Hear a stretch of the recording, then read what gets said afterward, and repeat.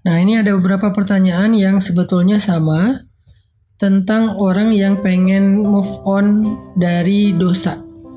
Dia kayak ngerasa hina banget karena melakukan dosa yang berulang kali, melakukan dosa yang sangat-sangat membuat dia malu. Terus gimana cara biar move on? Ada lagi yang bilang gini, saya tuh pernah melakukan dosa besar dengan pacar saya, terus saya sadar akhirnya saya putusin dia. Tapi setelah mutusin dia, saya nggak kuat, saya pengen balikan, berbuat dosa lagi yang sama. Terus sekarang saya mutusin dia lagi karena nyesel.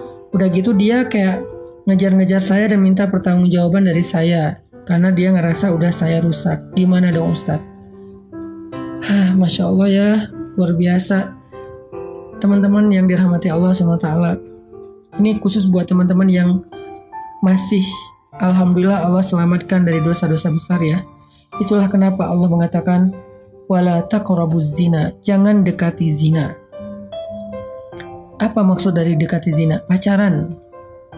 Udah banyak banget korbannya. Kenapa sih kalau orang bilang ngomongin pernikahan banyak yang sentimen, seolah-olah pernikahan itu aib banget, dosa banget, padahal pernikahan itu menutup pintu zina. Walaupun ada sih yang selingkuh, ada juga sih yang macam-macam, tapi maksudnya setidaknya dia sudah menutup banyak pintu-pintu zina. Giliran ngomongin pacaran, orang pada ngedukung, padahal korban dari pacaran itu udah banyak. Jadi nggak salah banget, Allah tuh maha tahu lah. Allah bilang la taqrabuz zina, bukan la tazni, tapi la taqrabuz zina.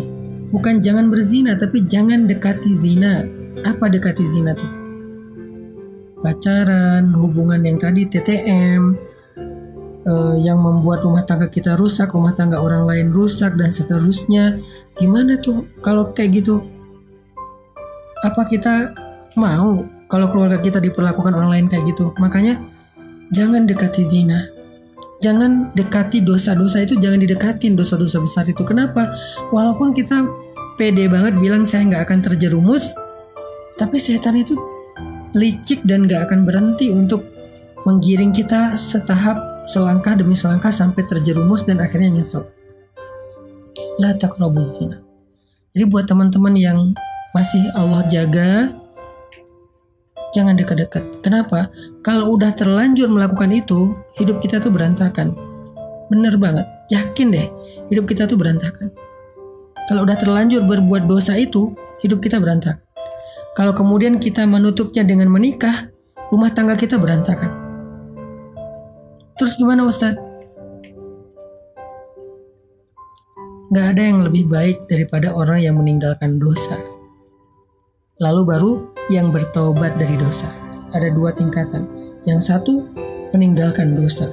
Yang kedua, bertobat dari dosa. Mana di antara dua ini yang lebih baik? Yang pertama, yang meninggalkan dosa, yang gak mau berbuat dosa itu.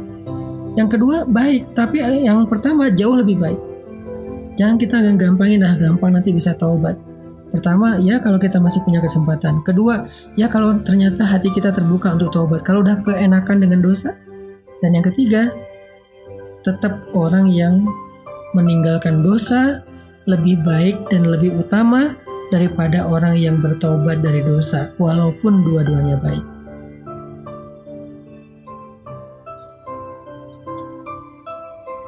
Walaupun dua-duanya baik. Terus gimana kalau kita udah terlanjur Ustaz? Buat yang udah terlanjur, Allah Subhanahu wa taala berfirman, "Qul ya ibadiyalladzina asrafu ala anfusihim." Katakanlah, wahai hamba-hambaku yang telah banyak dosa, melampaui batas, menzolimi diri sendiri. Allah memanggil orang-orang yang merasa banyak dosa. Qul ya ibadiyalladzina asrafu ala anfusihim. Wahai hamba-hambaku yang banyak dosa, kata Allah, yang berzina, yang datang ke dukun, yang syirik, yang durhaka sama orang tua, yang mencuri, yang membunuh, yang makan riba, yang banyak dosa, berbagai macam dosa yang gak kebayang. La taqnatu min rahmatillah. Jangan berputus asa dari rahmat Allah. Innallaha yaghfiru dzunuba jami'a. Sesungguhnya Allah mengampuni semua dosa. Gak ada dosa yang gak diampuni sama Allah. Tapi saya pernah syirik, Ustadz.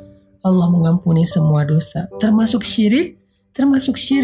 Syirik itu baru gak diampuni kalau dia mati dalam keadaan itu dan belum bertaubat. Kalau dia bertaubat, semua diampuni. Termasuk riba. Durhaka sama orang tua, termasuk durhaka sama orang tua. Berzina berkali-kali, ya. Kalau dia taubatnya sungguh-sungguh. Kalau dia mengulangi lagi, berarti belum diampuni dosanya. Kalau dia sungguh-sungguh, syaratnya taubatan nasuha itu dia benar-benar tinggalin tuh dosa. Dia berjuang meninggalin dosa itu, apakah dengan pergi dari sana, apakah dengan delkon, apakah dengan ganti nomor, apakah tutup sosial media, tutup semua akses informasi, agar nggak berinteraksi lagi dengan orang yang membuat kita terjerumus kepada dosa. Tinggalkan segala masa lalu, fokus untuk memperbaiki diri di hadapan Allah. Kalau itu taubatnya, Allah bilang, Innallaha yaghfiru dzunuba jami'a. Allah mengampuni dosa semua. Allah mengampuni semua dosa. Dan Allah mengatakan di akhir ayat itu, Innahu wal ghafurur rahim. Sesungguhnya dialah yang maha pengampun, lagi maha penyayang. Dia maha pengampun dan dia maha penyayang. Dia pasti mengampuni dan dia sayang banget sama kita. Jadi kalau ada niat pengen benar-benar bertaubat, jangan berkecil hati. Kalau benar-benar pengen bertaubat, jangan berkecil hati. Allah itu sayang banget sama hambanya yang bertaubat. Innallaha yuhibbut tawwabin. Malah Allah cinta sama hambanya yang bertaubat. Wa yuhibbul mutatahhirin. Allah cinta kepada hambanya yang pengen membersihkan dirinya. Dan untuk bisa meninggalkan dosa zina itu, baik sebelum dia menikah maupun setelah dia menikah, coba renungkan satu kisah Nabi ini. Ada seorang laki-laki berteriak di dalam Masjid Nabawi dengan mengatakan, "Wahai Rasulullah, izinkan saya berzina," kata dia. "Wahai Rasulullah, izinkan saya berzina," kata dia. Semua sahabat yang mendengar ini kaget. Kemudian mereka marah karena lancang sekali laki-laki ini minta izin kepada Nabi untuk berzina. Yang udah pasti itu adalah dosa besar. Aneh kan pertanyaannya, izinkan saya berzina ya Rasul. Semua sahabat kaget, bahkan sebagian sahabat itu udah pengen mukul, udah pengen nonjok, udah ngeluarin pedang setengah sarung. Nabi juga kaget, tapi Nabi bijak. Nabi mengatakan, "Udnu, dekatlah ke saya, kesinilah." Akhirnya dia mendekat, datang ke arah Nabi, duduk di sini kata Nabi. Dia duduk di depan Nabi sampai bertaut lututnya dengan lutut Nabi. Kemudian Nabi bertanya dengan suara yang lembut, karena Nabi ingin melembutkan hati orang ini.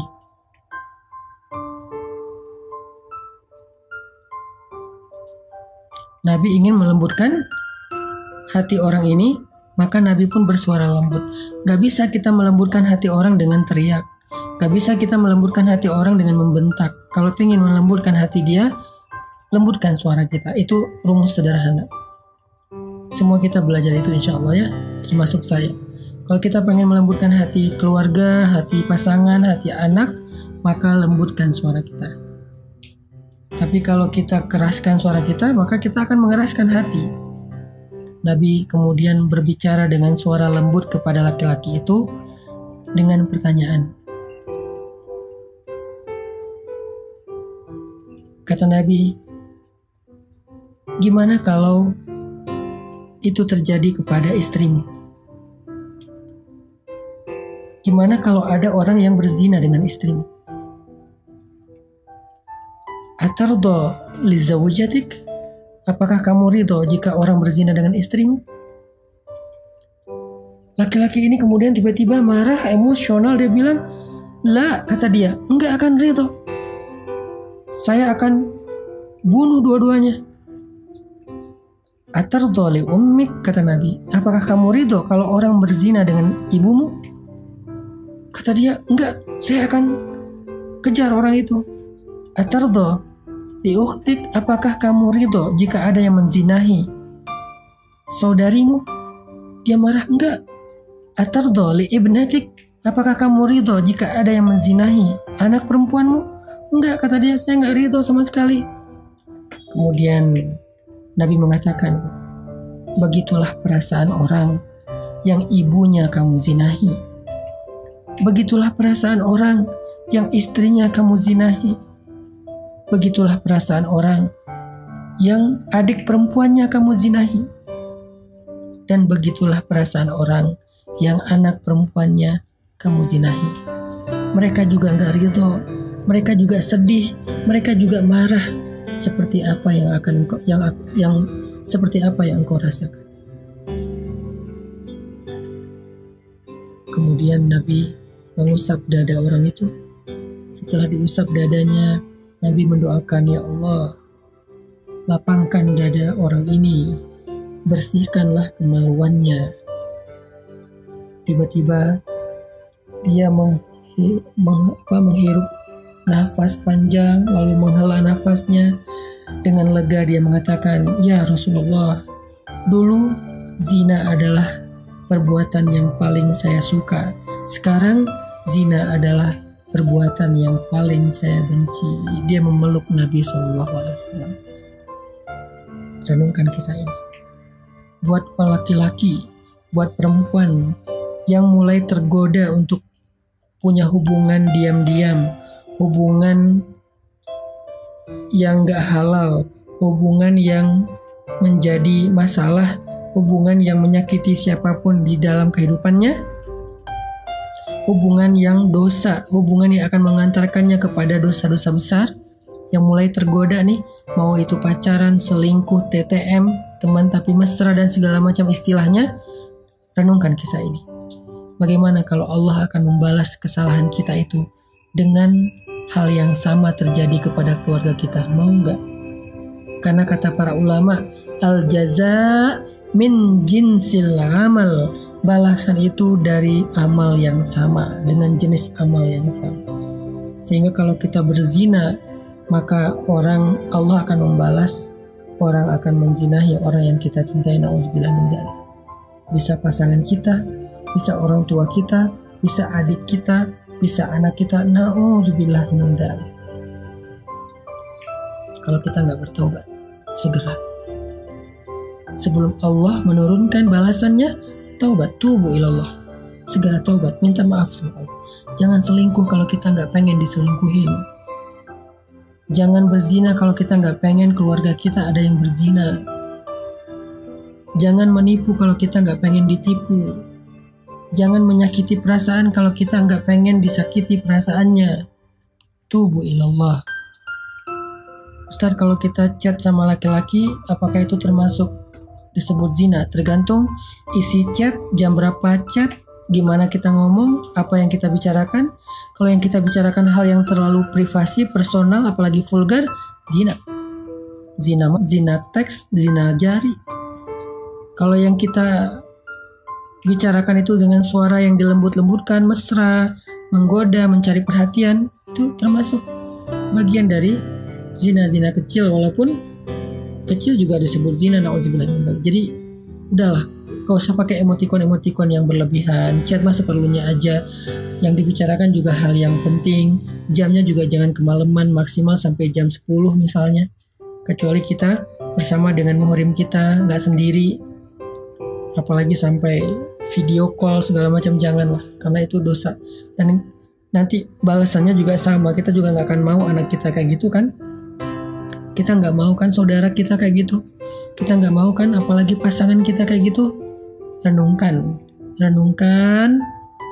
nasihat Nabi tadi kepada laki-laki yang datang kepada beliau.